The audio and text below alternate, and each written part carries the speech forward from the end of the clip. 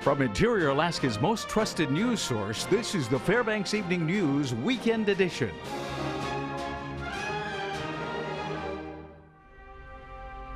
Good evening and welcome to our Saturday edition of the Fbx Evening News. I'm Katie Looper. Our top story tonight. Senator Lisa Murkowski formally filed her paperwork for re-election to the U.S. Senate Friday at the Division of Elections Anchorage office. She will be a Republican candidate on the primary election ballot on August 16, 2016. The 58-year-old Murkowski has represented Alaska in the U.S. Senate since 2002 and currently is the chair of the U.S. Senate Energy and Natural Resources Committee. She was a private practice attorney and served 2 terms as a state representative in the Alaska legislature before beginning her U.S. Senate career. U.S. Army Alaska soldiers demonstrated their ability to operate in extreme cold regions with the first ever deployment of Stryker vehicles north of the Arctic Circle. The deployment happened last Tuesday and Wednesday. The Air Force and Army joint exercise delivered 4 Stryker vehicles and about 40 soldiers to Dead Horse, Alaska.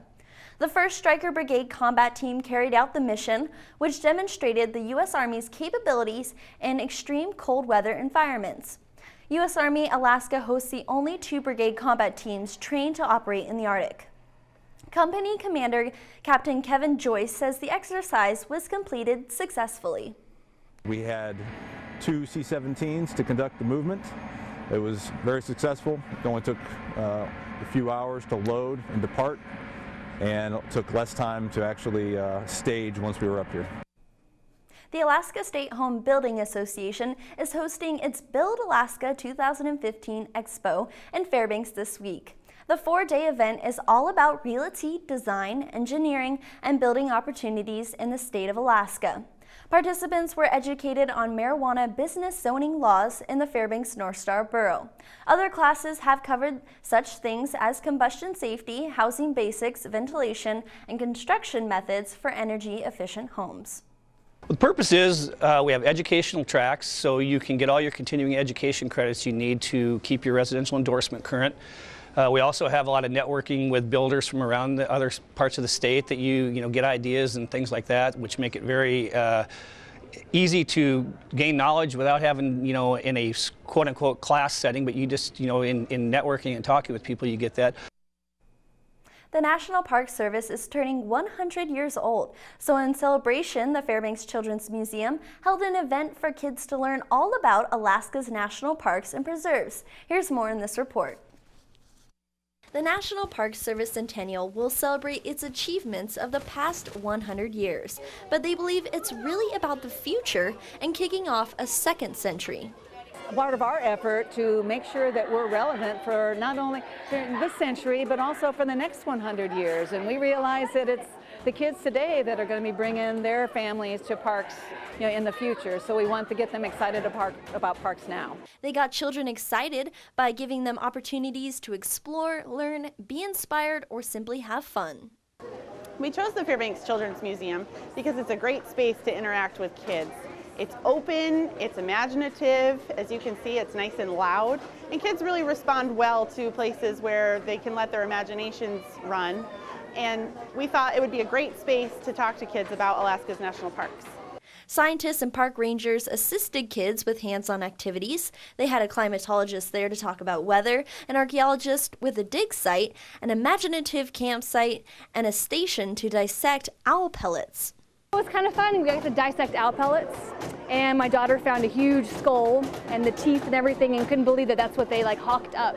And then we got to kind of put together and on a graph and kind of find the bones, and it was really neat. Yep, we brought Joey here. He's 4 years old. He's actually been coming here since he was born. So far he's used the climbing wall and looked at the fish and the hamster. I think just that he feels so comfortable here. He's shy with other kids, but when he comes here, he's not anymore. On a snowy winter day, Executive Director Brenda Riley said she was happy to share their space for another community event. So we're really excited to have the National Park Service today here at the Children's Museum. Once a month we bring in a nonprofit or an educational organization to sort of expand programming and then introduce families to things that they might not necessarily have heard about otherwise. Reporting from the Fairbanks Children's Museum, this is When we come back, the Fairbanks Rescue Mission runs a Genesis program that helps residents get off drugs and alcohol. Also, it's time once again to take a look into one of the 21 agencies that make up the United Way of the Tanana Valley. Those stories and more when we return. Stay with us.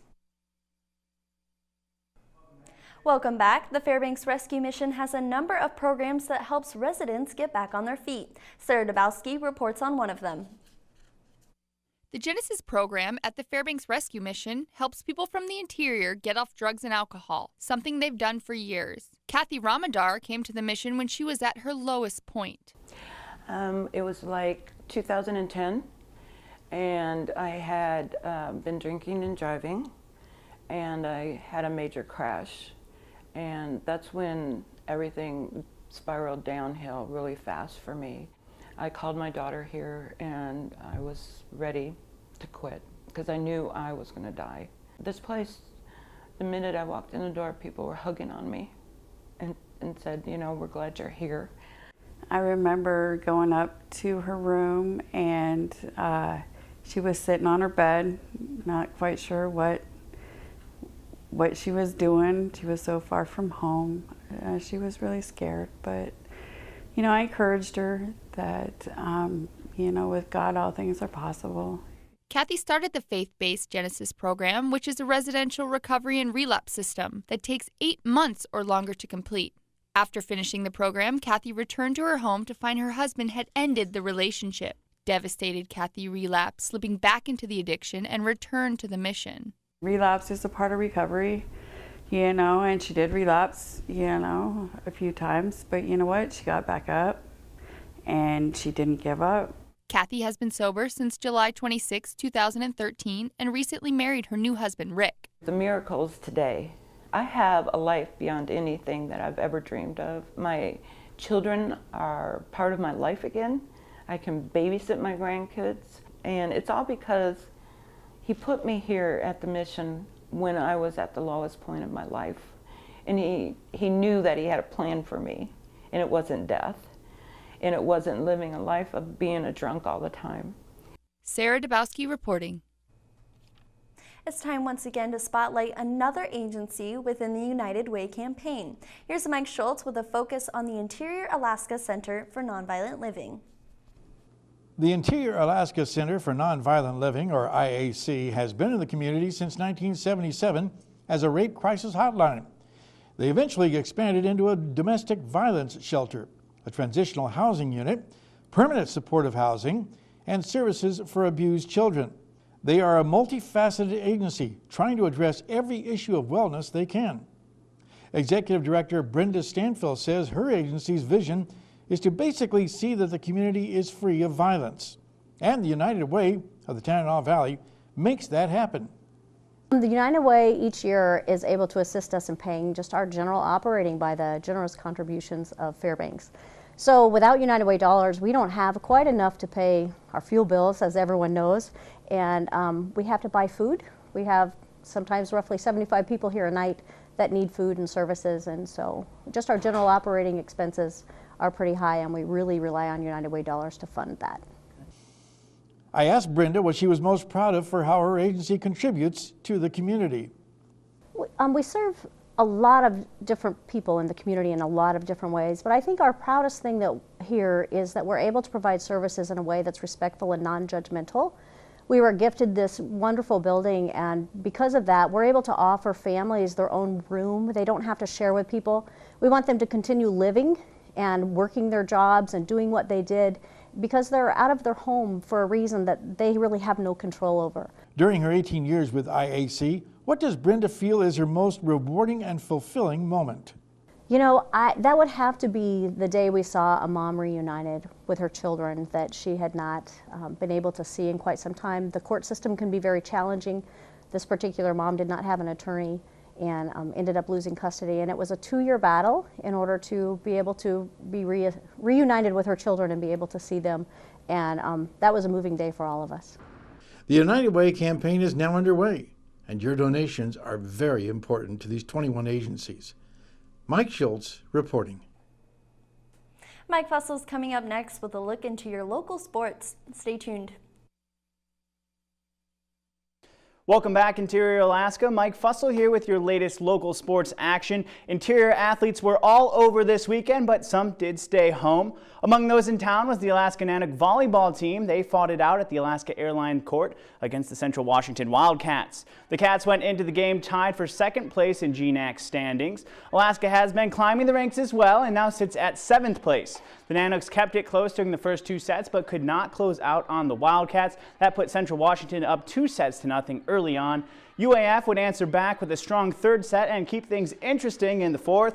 We'll have full results next week during the weekend recap with Joe Cook. The Nanook volleyball team takes on Western Washington next Thursday.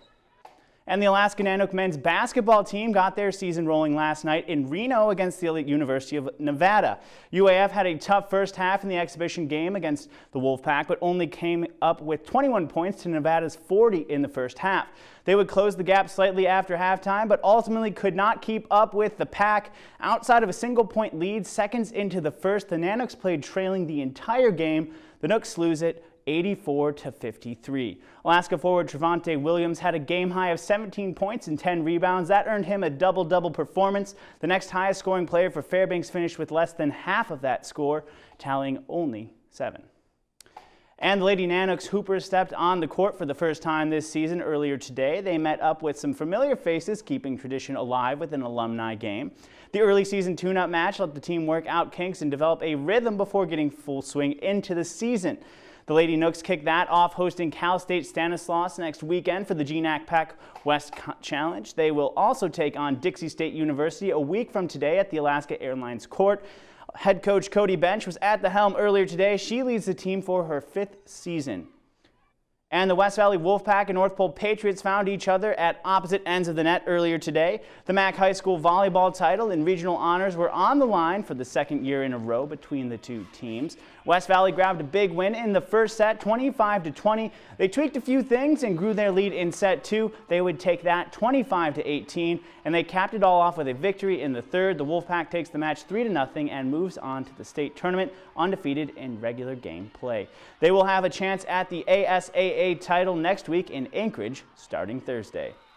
And the Alaska Nanooks got their first point of the WCHA play last night against Northern Michigan. The action kicked off at the Carlson Center with Tyler Morley finding the back of the net around 8.5 minutes in. Morley continued to fire off hot in the first period, scoring another goal 5 minutes later during a power play. That put the Nooks up 2-0 going into the intermission. In P2, both teams to grab a goal, leaving the score at 3-1 with Northern Michigan still within striking distance. But third period Fry and Bunsen goals would give Alaska some breathing room and ultimately the 5-2 victory. Tyler Morley enters the 100-point club with the win becoming the 33rd player to do so in program history. Guys were prepared. Maybe it's because the parents are in town. They're showing off a little bit.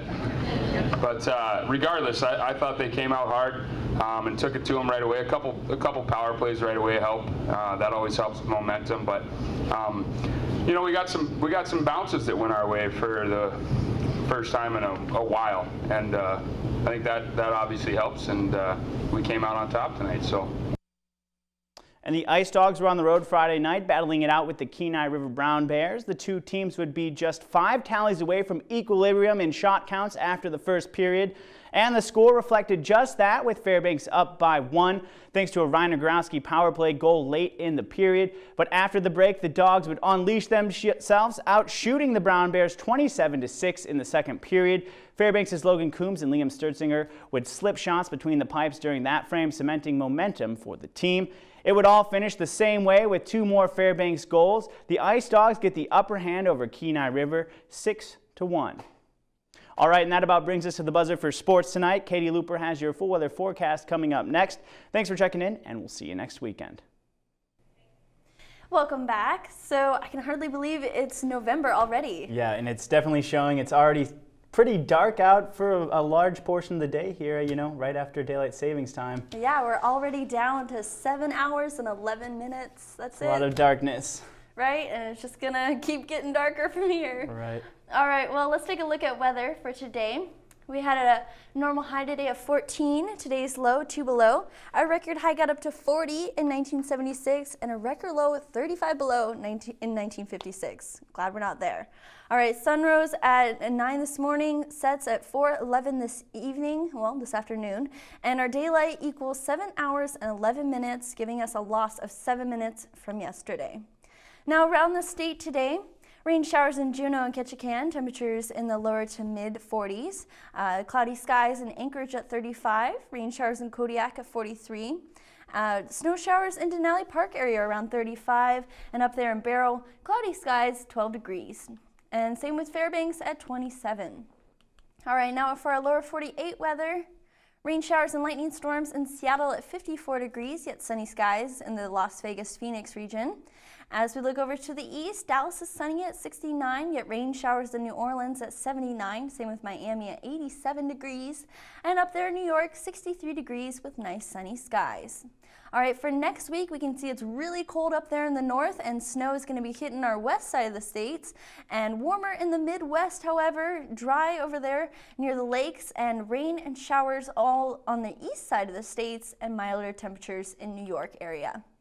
All right, back in Alaska on the northern slope, mostly cloudy with flurries for Barrow, rain and snow for Nome, and isolated showers, snow showers for Fort Yukon. And temperatures around 15 for Barrow and Fort Yukon and around 40 for Nome. All right, for the interior, cloudy in Fairbanks and Delta, isolated snow showers for Healy and temperatures all around the mid-20s. For our southeast side of the state, scattered showers for Ketchikan and Juneau, and temperatures ranging from mid-30s to 40, low 40s. And on our west side of the state, rain and snow for Bethel, rain for Cold Bay and Kodiak, and temperatures at 40 for Bethel and mid-40s for Cold Bay and Kodiak.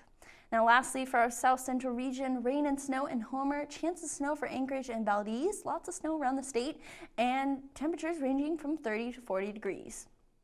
All right, for tonight's forecast, 14 degrees, mostly cloudy, scattered snow showers, and tomorrow we can expect mostly cloudy skies and temperatures around 27 degrees.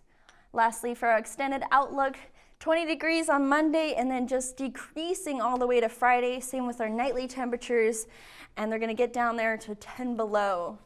That's too cold. It's a little scary, to be honest. I mean, we've seen worse. Yeah, true. I mean, what are we complaining when we normally get 30 below around this time? Yes. So it's not too bad. Yeah, not bad. All right, well, that'll wrap up this Saturday edition of the Fairbanks Evening News. We're glad you could join us. Join us here 6 days a week at 6 or 11, or anytime online at webcenter11.com. From all of us here at the News Center, have a good night.